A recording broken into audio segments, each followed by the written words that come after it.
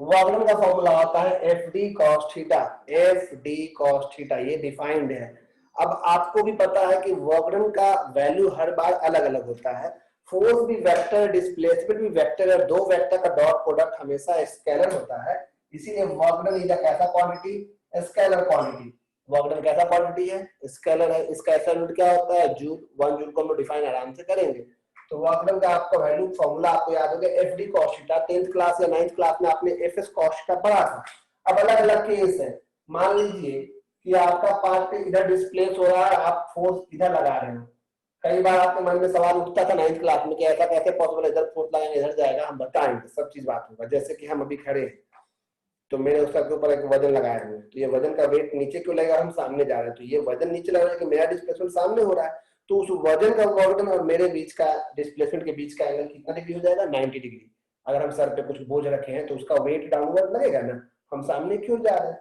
तो इस केस में अगर आपका इफ थीटा अगर आपका 90 डिग्री हो जाता है तो आपको पता है कि cos 90 जो होता है वो जीरो होता है, इसीलिए आपका वर्क डन भी हो जाएगा जीरो। तो फिजिक्स के हिसाब से वर्क डन कब जीरो होता है? जब आपका डिस्प्लेसमेंट और फोर्स के बीच का एंगल हो जाए 0 डिग्री। पहली बात तो ये। अगर मान लो आपने पार्टिकल को इधर फोर्स लगाया और पार्टिकल इधर ही डिस्प्लेस हो रहा है तो थीटा आपका 0 डिग्री हो जा रहा है। और थीटा अगर 0 हो जा रहा है तो मैक्सिमम वर्क वाले कॉस का मैक्सिमम वैल्यू 0 पे ही होता है, cos 0 1। तो इस केस में वर्क डन आपका हो जाएगा फोर्स इंटू डिस्प्लेसमेंट नॉर्मल। और ये आपका मैक्सिमम वर्क भी कर सकते हैं, आइडल पॉजिटिव वर्क भी कर सकते हैं क्योंकि इसमें एंगल पॉजिटिव वैल्यू दिया। लेकिन अगर आपका थीटा जो है, मान लो आप एक ट्रक को खींच रहे थे और ट्रक ही आपको खींच के इधर ले जा रहा है। ट्रक जा रहा है, आप खींच रहे थे, ट्रक ही आपको खींच के ले गया। खैर, फोर्स डिस्प्लेसमेंट तो बीच का एंगल 180। ये 9th क्लास बोल रहे हैं, कुछ नया नहीं सिखा रहे हैं, घबराने की बात नहीं। और ये सारी बातें हम कांस्टेंट फोर्स के लिए करते हैं। फोर्स दो तरह का हम बोल रहे हैं, कांस्टेंट और वेरिएबल।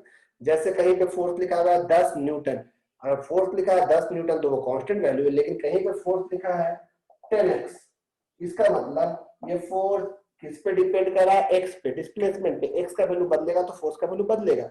इसका मतलब ये फोर्स कांस्टेंट नहीं है। तो फोर्स दो तरह का होता है, कांस्टेंट और एक वेरिएबल। तो अभी हम लोग कांस्टेंट फोर्स के लिए बात कर रहे हैं। Normal work done bye constant force आप ऊपर चाहे तो लिख सकते हैं। फिलहाल ये work done bye constant force उसके ऊपर बात हो रहा है, जो कि आप 9th क्लास में ऑलरेडी पढ़ चुके हैं। तो work done is equal to F D, ये पॉजिटिव वर्क डन आपको समझ में आ रहा है। लेकिन अगर थीटा 180 डिग्री हो जाए तो cos 180 जो होता है ना वो होता है -1।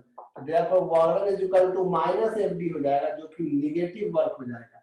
तो ये आपको समझ में आता है कि वर्क डन आइदर जीरो भी हो सकता है, वर्क डन पॉजिटिव भी हो सकता है, वर्क डन निगेटिव भी हो सकता है। इन सब चीजों से आप यही समझते हो कि अगर थीटा का वैल्यू लेस देन 90 डिग्री है, यानी 0 से 90 के बीच में अक्यूट एंगल होता है और फर्स्ट क्वाड्रेंट में कॉस का वैल्यू हमेशा पॉजिटिव होता है। तो कभी भी एंगल अगर 0 से 90 के बीच में है तो कॉस का वैल्यू फर्स्ट क्वाड्रेंट में पॉजिटिव होता है, नॉर्मल सी बात है।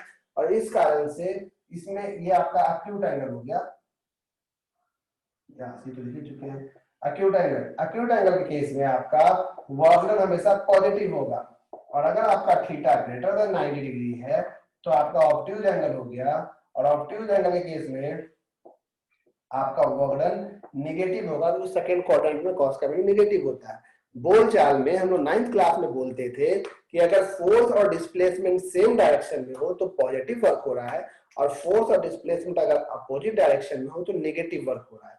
लेकिन वर्क डन कई अलग अलग सिचुएशन से ही है। सवाल ये उठता है कि वर्क डन किन किन सिचुएशन में जीरो हो सकता है। पहला, वर्क डन तब जीरो होगा जब फोर्स और डिस्प्लेसमेंट आपस में कितने एंगल पे होगा? 90 डिग्री पे। तो सुनिएगा ध्यान से, वर्क डन विल लिखना था, भी लिख दिया। Work done will be zero कब? पहला, when angle between force and displacement, या 90 डिग्री लिख दे रहे हैं, या तो फोर्स और डिस्प्लेसमेंट के बीच का एंगल 90 डिग्री है, या तो फोर्स डिस्प्लेसमेंट आपस में परपेंडिकुलर है। तो ऐसा कौन सा फोर्स है जिसका वर्क डन हमेशा जीरो होता है? आप में से कोई बता सकते हैं तो बताइए लिखकर। ऐसा कौन सा फोर्स है जिसका वर्क डन हमेशा जीरो होता है, चाहे कोई भी सिचुएशन आ जाए? आपने बहुत सारे फोर्स के बारे में सुना है। ऐसा कौन सा फोर्स है जिसका वर्क डन हमेशा 0 होता है, चाहे सिचुएशन कुछ भी हो जाए, जो हमेशा 90 डिग्री पे ही होगा डिस्प्लेसमेंट के। ऐसा कौन सा फोर्स है जिसका वर्क डन हमेशा 0 होता है? अप्पू कुमार बोल रहे ओपन नहीं हो रहा है, होगा होगा होगा, बिल्कुल सही अनुराग, आपका जवाब बिल्कुल सही है। गूगल तो आप लोग नहीं करते हो ना, बड़ा अच्छा अच्छा आंसर आप लोग आते हैं। बल्कि पिछले क्लास इम्पल्स वाला जो न्यूमेरिकल दिए थे, हमको लगा था कि बहुत बच्चा उसको नहीं बना पाएगा, लेकिन सब बनाया है और सब एक ही तरीका से बनाया है, मतलब किसी का कोई पैटर्न भी कहीं चेंज नहीं, और कुछ हमको समझा के बना वैसा भी नहीं किया है। तो हमको थोड़ा थोड़ा डाउट हो जाता है आप लोग कभी कभी, बस भरोसा है, आप मानते हैं, आप मेरे स्टूडेंट हो तो अच्छे ही होंगे, ऑब्वियस सी बात है। क्या आप लोग के सामने न्यूटन और क्या आपके सामने आइंस्टाइन, लेकिन फिर भी समझ रहे हैं ना, अपने बच्चों पे भरोसा मुश्किल है। क्या एक था ना जोक चलता था, हंसी वाला नहीं है, नहीं बता रहे कि एक इंजीनियरिंग स्टूडेंट लोग प्लेन बनाया और मीडिया उडिया आया कि वाह प्लेन बनाया है, उसमें बैठा था टीचर लोग उसी कॉलेज का प्रिंसिपल, तो वही था। बाद में मीडिया वाला पूछा टीचर लोग से कि कैसा लग रहा है आपके द्वारा बनाए गए, आपके स्टूडेंट के द्वारा बनाए गए प्लेन में बैठ के। सबको पता चला कि अरे अपना ही स्टूडेंट बनाया है, सब उतर गया, सब टीचर, इतना भरोसा था कि बाबा मरवाएगा, उड़ने वाला था तो। लेकिन प्रिंसिपल नहीं उतरा, प्रिंसिपल को पूरा भरोसा था। तब मीडिया वाला बोला वाह आप ही हैं सच्चे, आपको भरोसा है कि आपके द्वारा बनाया गया, आपके बच्चों के द्वारा बनाया गया प्लेन में आपको खतरा नहीं है। बोला हमको इतना भरोसा है तभी तो बैठे हुए, उड़ेगा ही नहीं। तो वैसा ही हमको आप पे भरोसा है, हम कभी भागेंगे नहीं। ये जोक बहुत ही पुराना था, आप सुने भी हैं, इसलिए इस पे हंसने की जरूरत नहीं है। तो एक आंसर तो आया अभी ये, और कोई और कुछ फोर्स का नाम पूछे, एक ही फोर्स आया है, वाह सही ज्योति, बहुत अच्छा आंसर है। फ्रिक्शन तो नहीं है सिर्फ, गलत है आपका। हाँ मोहंती साहब आपका सही है, एक आंसर, एक एग्जांपल आप लोग सब सही दिए, बहुत बढ़िया, बहुत अच्छा। राजकुमार तुम भी सही बोले हो। तो ऑलमोस्ट सबको पता है ये सब छोटी मोटी बातें। हाँ अनुभव वो सवाल है भैया, अगर एंगल 0 है तो जगह भी तो हो सकता है, एंगल 0 है तो जगह भी तो हो सकता है दुनिया में, नहीं समझे हम? एंगल 0 है तो जगह भी हो सकता है, ये अनुभव हम समझे नहीं आपका बात। अंडर ग्रेविटी की बात कर रहे हैं ज्योति, फ्री फॉल अंडर ग्रेविटी नहीं, उसका 0 नहीं होता है। हाँ बाद में पूछना, हम लोग भूल जाते तो कुछ कुछ पूछते हो, पहले भी हम फिल्म देख नहीं पाए थे। एक बात समझ लीजिए, एक बॉडी पे एक समय में कोई जरूरी नहीं कि एक ही फोर्स लग रहा हो, जैसे कि अभी हम हैं, मेरे में मेरा वेट लग रहा है, मुझ पे नॉर्मल फोर्स लग रहा है, तो अभी फिलहाल मेरे में 2 फोर्स लग रहा है, दोनों का अलग अलग वक्र निकालना होगा आपको, हर फोर्स का वक्र निकालना होगा। तो याद रखिएगा वैसा फोर्स जो हमेशा परपेंडिकुलर होता है वो है normal force. Normal force example के रूप में नॉर्मल फोर्स, नॉर्मल फोर्स, हाँ नॉर्मल फोर्स आपका सरफेस चाहे जमीन पे हो तो भी नॉर्मल ऐसे लगेगा, इंक्लाइंड हो तो भी नॉर्मल ऐसे लगेगा, मतलब नॉर्मल हमेशा 90 डिग्री के एंगल पे लगता है। जितने लोग हमसे पढ़ चुके हैं न्यूटन लॉ उनको याद होगा, और जो नए होंगे जो कभी सुने नहीं होंगे उनको जरूर रिकॉर्डिंग्स देखने होंगे मेरे क्लासेस के, ठीक है। तो नॉर्मल फोर्स आपका हमेशा परपेंडिकुलर टू द सरफेस रहता है। दूसरा है एग्जांपल वो, अच्छा ये कई लोग हमसे मैसेज लिखे वेट mg, भैया mg भी तो हमेशा 90 नहीं, यहाँ mg 90 लग रहा है, चलो ठीक है मानते, लेकिन यहाँ पे तो mg आप ऐसे लगाते थे, तो डिस्प्लेसमेंट इधर होता और mg ऐसे है, तो ये बीच का एंगल तो 90 नहीं ना होता, इसीलिए वेट हमेशा परपेंडिकुलर नहीं होता है, ध्यान रखिएगा। इसलिए वेट का हमेशा नहीं ले सकते हैं, हमेशा जो 0 वो बात कर रहे थे। दूसरा सेंट्रीपिटल फोर्स, आपको पता है ना, सेंट्रीपिटल फोर्स जब कोई पार्टिकल सर्कुलर पाथ में होता है तो उस केस में सेंट्रीपिटल फोर्स सेंटर की ओर लगता है और पार्टिकल हमेशा वेलोसिटी टेंजेंट की ओर होता है, तो बीच का एंगल 90 डिग्री होता है। तो ये फिलहाल 2 फोर्स है। आप लोगों को हम एक फोर्स के नाम के बारे में बोले थे, नाम था कोरियालिस फोर्स, आपने उसके बारे में कभी पढ़ा? हम बोले थे क्लास में कोरियालिस फोर्स, कभी पढ़िए उसके बारे में, हमको बताइए कि आप क्या समझे कोरियालिस फोर्स। कौन सा फोर्स हम बोले? Coriolis force. हम बोले हैं सेंट्रीपिटल, हम बोले हैं सेंट्रीफ्यूगल, हम बोले कोरियालिस फोर्स। क्या होता है ये कोरियालिस फोर्स, इसके बारे में भी आपको बताइएगा, ऐसे ही नॉलेज के लिए फिलहाल। तो ये स्टार्टिंग का नॉर्मल सी बात है। कांस्टेंट फोर्स के लिए वर्गन का फॉर्मूला होता है एफ डी कॉस थीटा, तो इसको हम तुरंत क्लिक करके आपको भेज रहे हैं क्योंकि ये बेसिक बात है। अब आपको हम इस पे आगे बात करने जा रहे हैं।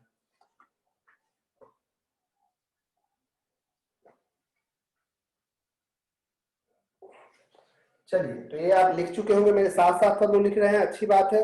लेकिन फिर भी हमको आप पे इतना भरोसा है कुछ लोगों पे कि फांकी मार रहा हो, कुछ लोग तो चावल दाल लेके बैठा है पढ़ने कि ला मम्मी तो पकौड़ा भी बना रही है तो देते जाओ, इसे खाते भी रह रहे हैं पढ़ भी रहे हैं, ऐसे पढ़ाई नहीं होता है। थोड़ा सा तो नुकसान आप अपने आप कर रहे हैं, फोटोज भेज दिए हम, ठीक है।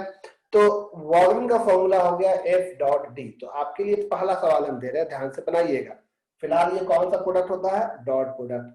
वर्कडन के बारे में हम कुछ भी नहीं बोले, ये प्योर 9th क्लास का डिस्कशन चल रहा है। अब हम चलाएंगे थोड़ा आगे का डिस्कशन। अगले 15 मिनट और आपका क्लास होगा, सिर्फ 15 मिनट क्लास होगा। ये सारा का सारा फोटोज हम भेज दिए हैं, नोट्स तैयार रखिए अपना और उस पर काम कीजिए।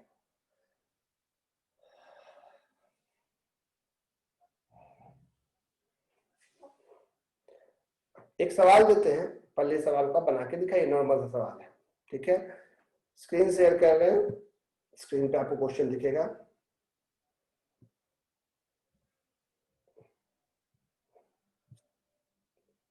कहाँ गया है शर्मा, ये रहा है शर्मा, जा भाई। Work energy work energy work energy, ये रहा वर्क एनर्जी, ठीक है। वर्क एनर्जी में आप कोई भी एक्सरसाइज से सवाल दे रहे हैं सिंपल टाइप का, ताकि आप उसको बना सकें। ये रहा वर्क एनर्जी का सवाल, आप बनाइए। क्वेश्चन आप लिखिए, बल्कि बनाना छोड़िए, आप लिखिए। If the position of a particle, if the position of a particle, if the position of a particle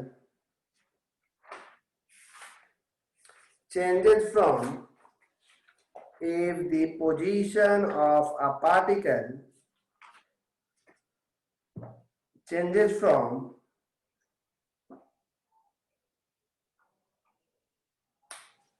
one minus one and two to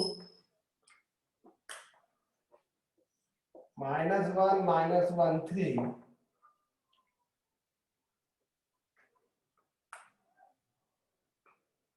then calculate work done during this displacement, then calculate work done, हमेशा हम repeat कर देते हैं, if the position of a particle changes from point this यानी 1 minus 1 to point 1 minus 1 to TO2 नहीं 2 TW2 वाला 2 से लेके यानी TO2 -1 -1 3, मतलब एक का कोऑर्डिनेट है 1 -1 2 और एक कोऑर्डिनेट है -1 -1 3, then calculate the work done, then calculate the work done by a force, then calculate the work done, then calculate the work done by a force F is equal to 5 I cap minus 2 J cap plus 4 K cap during this displacement, during this displacement। ये आपको हमें छोटा सा सवाल दिया, जल्दी से इसका आंसर को बताइए कितना वर्क डन होगा। अगर एक पार्टिकल का पोजीशन यहां से यहां जाता है, थोड़ा सा रुकिएगा, कोऑर्डिनेट चेंज कर रहे हैं, कोऑर्डिनेट चेंज कर रहे हैं, सुनिएगा सब लोग। 1 -1 2 से लेके 3 2 and 5 हम कोऑर्डिनेट जानबूझ के चेंज कर दिए आसान लगने के लिए। 3 2 and 5, पहला कोऑर्डिनेट है 1 -1 और 2, दूसरा है 3 2 और 5। आंसर बताइए, क्योंकि आपने मन से सवाल बनाया है, इसलिए आंसर हमको खुद पता नहीं है, आपको ही बताना होगा। तब तक मीटिंग को हम रोक रहे हैं, रिकॉर्डिंग को, ताकि आपको जब ऑनलाइन कोई देखे तो एक बार रिकॉर्डिंग ऑन किए तो हमको दिखाना पड़ेगा क्वेश्चन क्या था। क्वेश्चन था ये, देखिए स्क्रीन पे कि एक ब्लॉक है, क्वेश्चन नंबर 9 HCl का 250 ग्राम का, स्लाइड करता है इंक्लाइन प्लेन में, इंक्लिनेशन 37 डिग्री है और वो यूनिफॉर्म स्पीड से आ रहा है। यूनिफॉर्म स्पीड मतलब एक्सेलरेशन 0 होगा, स्पीड कांस्टेंट है। वर्क डन निकालना, अगर ये 1 मीटर स्लाइड किया तो, और वर्क डन अगेंस्ट फ्रिक्शन निकालना है, okay. Work done by friction नहीं निकालना, वर्क डन अगेंस्ट फ्रिक्शन निकालना है। ध्यान दीजिएगा, यहाँ पे कुछ चीजों को समझना होगा आपको, इस सवाल के जरिए हम लोग उन सब चीजों को समझेंगे।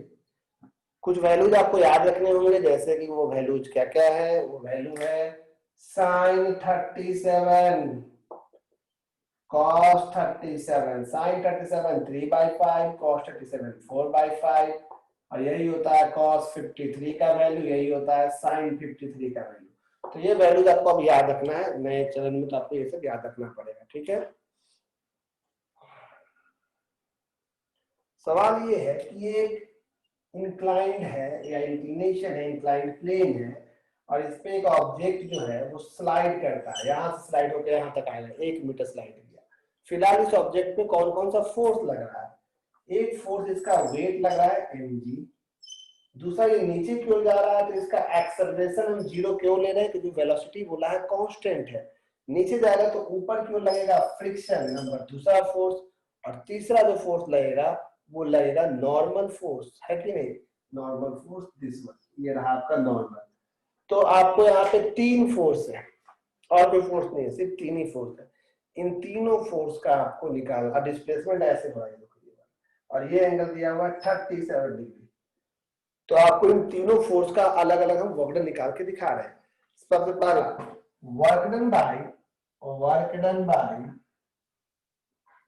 Normal force. अगर आपसे हम पूछे कि नॉर्मल फोर्स का वर्क डन कितना हो जाएगा तो जवाब हो जाएगा कितना? 0। Work done by normal force 0 हो जाएगा, इजी है, कोई दिक्कत नहीं है। दूसरा आपसे क्योंकि ये 0 होगा तो बताइए, तो क्योंकि नॉर्मल हमेशा डिस्प्लेसमेंट के साथ 90 डिग्री पे होता है इसलिए। ठीक है, अगर हम आपसे पूछते हैं work done by weight, work done by weight, weight का वर्क डन, तो गौर कीजिए वेट लग रहा है इधर mg और डिस्प्लेसमेंट ऐसे हो रहा है d, है कि नहीं? तो ये वाला एंगल आपको जानना होगा, तो आप खुद सोचो, ये 90 डिग्री, ये 37, तो ये वाला तो 53 डिग्री होगा ना, क्योंकि एक तीनों एंगल मिलकर 180 होता है, तो ये वाला 53 डिग्री होगा। ठीक है, तो वर्क डन का फॉर्मूला होता है फोर्स डॉट डिस्प्लेसमेंट, इस बार फोर्स है आपका mg, डिस्प्लेसमेंट d और दोनों के बीच का cos थीटा। m आपको पता है 250 ग्राम है, यानी 0.25, 250 ग्राम बाई 1000 करते हैं ना। g का वैल्यू आप 10 ले लो, d का वैल्यू 1 और cos 53, तो ये आपका वर्क डन बाई ग्रेविटी जो भी आएगा। cos 53 का वैल्यू कितना होता है? ये मान लो 25 बाई हम 100 कर दिए, 1000 था जो इंटू 10, cos 53 वही होता है sin 37 होता है 3/5, एक जीरो से आप ये कैंसिल करेंगे और आप चाहोगे तो ये 1.5 जूल आएगा, तो ये प्लस में आएगा, दिख रहा है आपको? ये वर्क डन बाई किसका आया? यहाँ पे चमक रहा है वर्क डन बाई वेट, देखिए वर्क डन बाई वेट आया 1.5 जूल, समझ आ रहा है? कई लोग इसको ऐसे ही बनाते हैं, वो बोलते हैं कि वेट को हम क्यों ना 2 हिस्सों में तोड़ दे, यहाँ पे 53 था ये एंगल, इसीलिए वो ऐसे कर देते हैं कि बोलते हैं ये 37 है तो ये भी 37 होगा। आपको बताया था कैसे, ये 53 है, ये 90 होता है पूरा, तो 37 होगा ना, नॉर्मल सी बात है। हम ये मान के चलने के आप न्यूटन में पढ़ लिए हैं अच्छे से, और जो नए बच्चे वो कोशिश करेंगे धीरे धीरे। ये आपका हो जाएगा इधर कंपोनेंट mg का एक टुकड़ा क्या टूटेगा? mg cos 37 इधर, और इधर क्या टूटेगा बताओ? mg sin 37, एक mg cos 37 हुआ और एक mg sin 37 हुआ, देख लीजिए भाई, एक mg cos 37 और एक mg sin 37। 1 मिनट, 3:16 हो गया है ना। अगला मीटिंग जो रखे हैं ब्राइट फ्यूचर के बच्चों का वो हम रख दिए हैं 3:15 से। आप सब अपना मीटिंग 3:30 में ज्वाइन करेंगे, 3:30 में, यही मीटिंग 3:30 में ज्वाइन करेंगे, ऐसा बोल दिए ना तो समय मिल गया हमको थोड़ा सा 2-4 मिनट, तभी सबका मैसेज आना शुरू हो जाएगा, भैया हम कनेक्ट नहीं हो पा रहे हैं।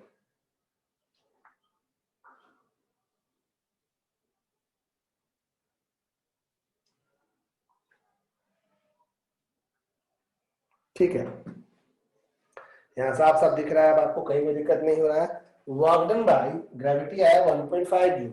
इसको लोग ऐसे भी बना सकते थे कि जैसे हमको आप अगर 2 हिस्सों में काट दोगे, हम पूरे थे, आधा काट दो, आधा वहां रख दो, आधा रख दो, हम यहाँ बीच में नहीं दिखेंगे क्योंकि वही 2 हिस्सा हो गया। mg का 2 टुकड़ा तोड़े, एक इधर एक इधर, तो अब mg गायब हो गया। तो अगर आपको बोलेगा वर्क डन बाय ग्रेविटी निकालने के लिए, तो आप एक बार इसका वर्क डन निकालेगा, एक बार इसका वर्क डन निकालेगा, दोनों mg का ही हिस्सा है और दोनों को जोड़ दीजिएगा, तो इसका वर्गन तो जीरो हो जाएगा, क्यों? क्योंकि mg cos 37 डिस्प्लेसमेंट के साथ कितना डिग्री पे है? 90 डिग्री पे है ना। mg cos 37 डिस्प्लेसमेंट के साथ 90 डिग्री पे है, इसीलिए इसका वर्गन जीरो हो जाएगा, cos 90 जीरो।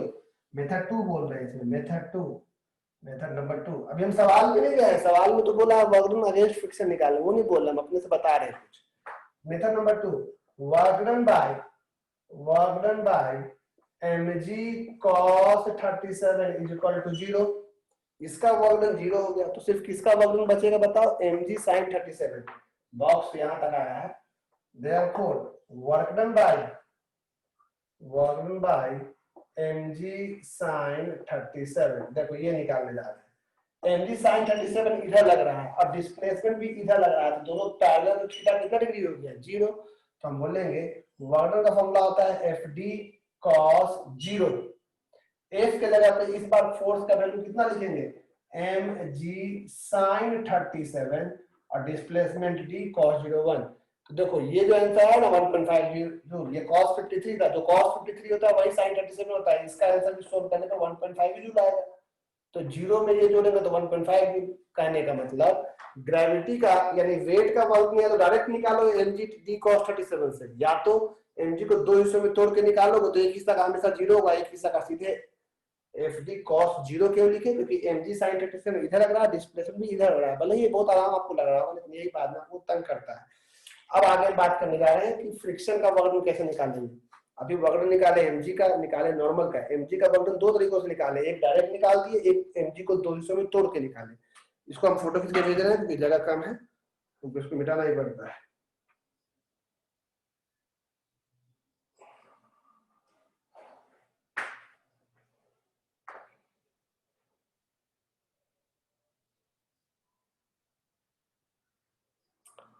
PHY ओके, यहां तक आपको ये हम भेज चुके हैं।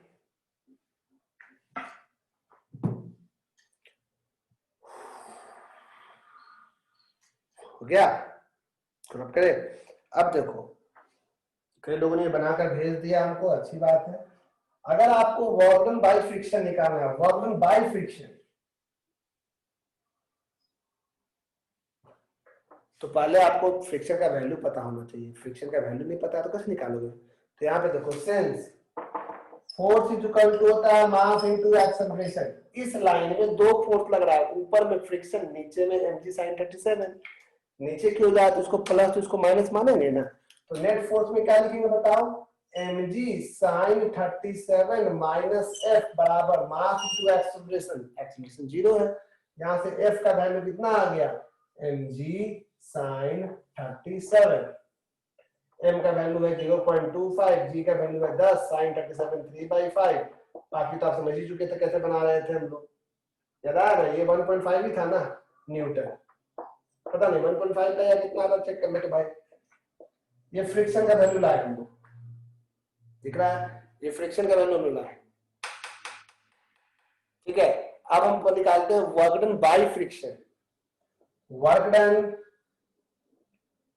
बाय फ्रिक्शन, फ्रिक्शन का वर्क डन कितना होगा? तो फ्रिक्शन लगा है ऊपर की ओर और डिस्प्लेसमेंट हो रहा है नीचे की ओर, तो बीच का एंगल 180 डिग्री हुआ ना, 180 डिग्री। तो work done by friction is equal to force into displacement into बीच का एंगल cos 180, ये 1.5, ये डिस्प्लेसमेंट 1 cos 180 माइनस 1, ये वर्क डन बाय फ्रिक्शन आया माइनस 1.5 जूल। फ्रिक्शन का वर्क माइनस 1.5 जूल, क्योंकि नेगेटिव वर्क है, फ्रिक्शन का वर्क यहाँ क्या है? नेगेटिव। तो वर्क डन अगेंस्ट फ्रिक्शन कितना होगा? Therefore work done against friction, जो फ्रिक्शन का वर्क जस्ट उल्टा पूछ रहा है, अगेंस्ट फ्रिक्शन, तो फ्रिक्शन का जो वर्क हुआ उसका जस्ट अपोजिट, प्लस में 1.5 है ना। तो इस सवाल में, सवाल को हम लेके नीचे याद कर रहे थे, इस सवाल में आपको हम दिखाएं कि जितने भी फोर्स थे हर किसी का आप वर्क डन निकाल सकते हो। किसी ओवरऑल वर्क डन डिपेंड करता है भाई, बाद में ओवरऑल वर्क डन हर फोर्स का निकालना होगा वर्क डन। अगर बोलेगा टोटल वर्क डन कितना हुआ, आपसे सवाल पूछा यहाँ टोटल वर्क डन कितना होगा, तो फ्रिक्शन का वर्क डन आया था माइनस में 1.5, फ्रिक्शन का वर्क डन आया था माइनस में 1.5। ये सवाल ध्यान रखिएगा, वर्क एनर्जी थ्योरम के समय फिर से ये बात बोलेंगे। फ्रिक्शन का वर्क डन आया था माइनस 1.5, वेट का वर्क डन आया था प्लस 1.5 और नॉर्मल का वर्क डन था जीरो, तो टोटल वर्क डन भी कितना हो गया? जीरो। तो कमाल हो गया। टोटल वर्क डन 0 हो गया तीनों फोर्स का मिला के। और यहाँ एक बात आप याद रखिएगा कि एक्सेलरेशन 0 है, वेलोसिटी कांस्टेंट है मोशन के दरमियान। तो इसके बारे में हम अगले दिन बात करेंगे। जिसे कुछ बोलना चाह रहे हो ऋषभ? आज हम लोग इतना ही बात करते हैं। नहीं, अब मीटिंग को फिर से ज्वाइन नहीं करना, हो गया ये मीटिंग अब खत्म। मीटिंग खत्म हो गया, आप लोग अब जा सकते हैं। बाय। इसको हम फोटो खींच के भेज दे रहे हैं इसका आंसर। हाँ, ये एक थ्योरम है, आएगा वर्क एनर्जी थ्योरम आएगा उसी का। ये उसमें वेलोसिटी कांस्टेंट है तो टोटल वर्क डन 0 हो गया, हम बताएंगे work energy theorem. Meeting and हो रहा है, बहुत इंपॉर्टेंट थ्योरम आने वाला है वर्क एनर्जी थ्योरम। अगले दिन भागो भागो, खत्म खत्म खत्म, जल्दी।